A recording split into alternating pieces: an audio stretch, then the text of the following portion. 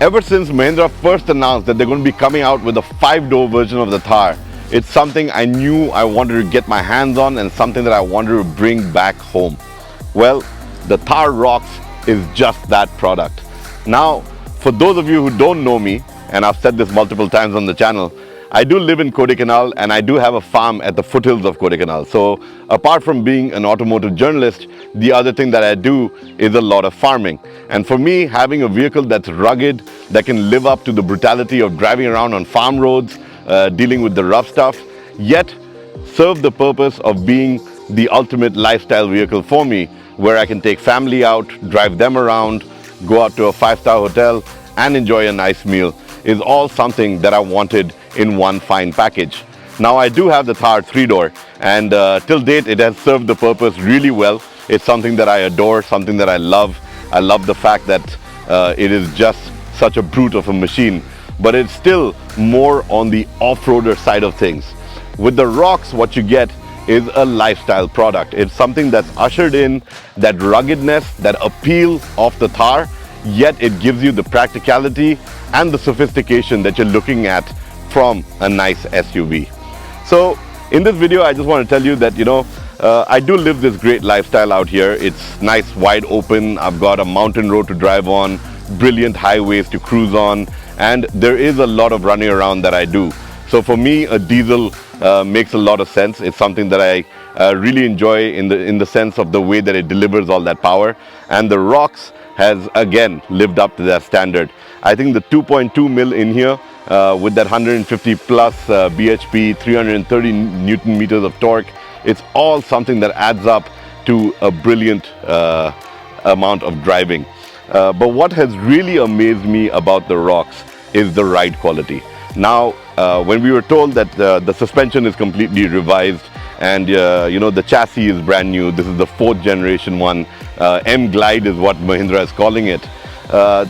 I was like, how different is it going to be from the 3-door? Because to me, that was something that was a massive change in terms of how a Thar drives. I own a 2013, I have the 2020, and I'm definitely considering one of these for my garage. But it's when you experience it and you take it out for a spin that you truly realize just how sophisticated a machine the ROXX is.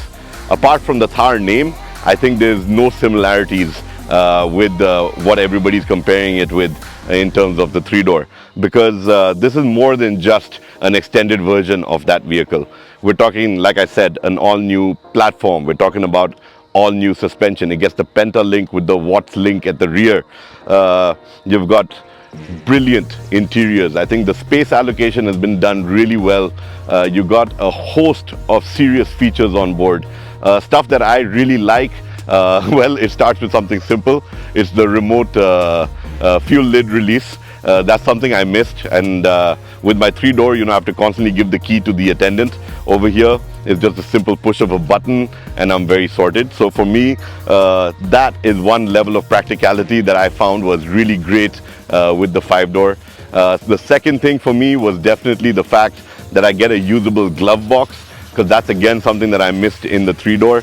And all of these things that I'm highlighting, I do have a point to make. It is that we're talking about practicality, sophistication, and being the ultimate lifestyle machine. So it is catering to a lot of those. It's answering a lot of those questions for you. And these are just examples of just how Mahindra has thought through the product and ensured that they've brought about this sea change in terms of thought and bringing out a vehicle that is just so much fun to drive. Of course, having the added doors, easy ingress and egress for the rear passengers. Those rear doors, incidentally, they open up like completely, like 90 degrees. So it makes it quite easy for even old people to get in. You've got the grab rails, for all 4, sets of passengers getting in and out. It's again something about convenience, something that makes it easy to go in and out. And again, something that's been thought through. Of course, with the 3-door, one of the biggest questions was boot space. To me, I never really argued that fact, because the 3-door is exactly what it is. It's just a complete lifestyle machine in that sense. It's your true blue off-roader. It's something that you take and you can just conquer a mountain if you have to. It's not really the answer to your family vehicle needs. But with the rocks, you can answer that question as well, because not only do you get an easy access second row, you've also got a pretty decent boot on board. We're talking about 440 liters of boot space, but if you pile it up a little higher, you can get it up to about 650 liters of boot space in there. You know, a lot of luggage can go in there. And you know, you can actually stack up about 4 suitcases very easily in the rear of the Thar rocks, and that's something that I think is just about enough when we're looking at a family going out on a road trip or enjoying something of that sort. For me, again, when I was looking at sort of upgrading and getting to more of a premium product, I think the Thar just sort of fits into what I do on a daily basis. So driving up and down the hill, you know, from my farm to Kodaikanal, heading out on these nice highway stretches towards towns like Theni, or heading out to Madurai, you know, all highway drives where you wanted something that's composed, comfortable, it holds the road really well. Down south, if you've visited at any point, you'll know that driving speeds here are on the higher side. You can easily clip at 3-digit speeds, you know, pretty much on just about every single highway that we have over here. And having something that's stable and composed at those speeds was also essential to what I was looking for. And again, the rocks, in the way that it is set up, I can just not get over the way it drives. I mean, this thing does not feel like a body on chassis. It feels like a monocoque. It feels almost sedan-like, if I can go as far as to say that, because it is just so stable. It's rock solid. Even on the turns, even on the twisties, it takes those corners, you know, rather flat. There's minimal body roll. Yes, it is an SUV. It sits high off the ground. But having said that, just the dynamics of it is something that just wins you over with its sheer brilliance. And, you know, talking about other elements of practicality that come into play over here, of course, I enjoy my music. I enjoy having that sound system on board. I know that my family loves having that on board. And getting a 9-speaker Harman Kardon system on the top end variant, which I have here with me, is just outstanding. You can set it up. It's got a whole range of acoustic settings that you can play with, and it's really an immersive experience on board with the rocks.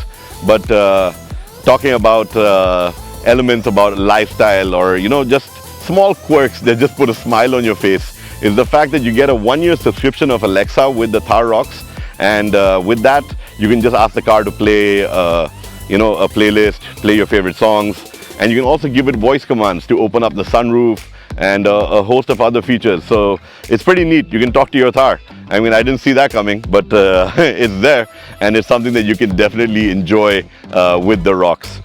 But overall, I think if you live a slightly more outdoorsy life, if you're someone who, yes, you might be working in the city, you might have that 9-to-5 job, but you like heading out to the hills, you like going on those road trips, you like exploring new places.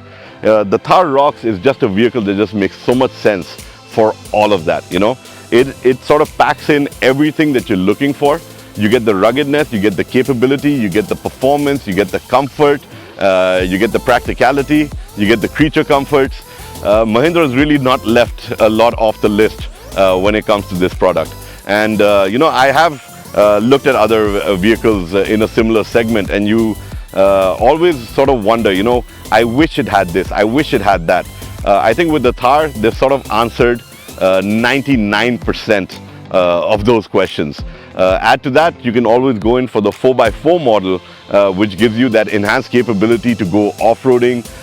It is actually more capable than the 3-door when it comes to off-roading, because Mahindra has not only just given it the 4x4 transfer case, they've also given it a load of tech that does some very intelligent stuff. For example, if you have to take a tight corner while off-roading, the rear wheel, the inside wheel will lock to give you a tighter turning radius. Again, something smart and well thought through. They have a crawl mode. It's like cruise control for off-roaders. So that crawl mode, it works at very low speeds, but you stick it into crawl mode and it'll just power through an off-roading course, and you don't need to even touch the accelerator. These are again just some highlights about what this vehicle is all about. You can wade through 650 mm of water. Yes, my Gurgaon friends, my Bombay friends, and now more recently my Pune friends. Isn't that good news for you that you've got a vehicle that can deal with that much water and water logging on roads, and you can just sail right through, literally. But coming back to where the Thar ROX fits in for me, I think it is something that lives up to what I would expect from a nice premium lifestyle machine. And I might be hard pressed to go in for a 4x4. I know that I have use for it, but for a lot of you out there, trust me, the 4x2 models are more than enough. They come packed with enough tech. You've got terrain modes in them. You've got a lot going for you where you can deal with a couple of tracks if you had to, even in 4x2 mode. Now, like I said, 99%. So there's a 1% gap somewhere. And yes, it's not all praise for the ROX. I do have a couple of questions about it. And number one being the fact that you don't get any bottle holders that allow you to have 1 liter bottles in the doors. So in the rear doors, it's just a small pocket. You can keep your phone in there, you can keep a map or keep a little bit of a knick-knack. The front doors can hold half-liter bottles. And I know that Mahindra has some really nice Thar ROX accessories that look great in there. But to me, I think a liter bottle is sort of the standard that a lot of people look for.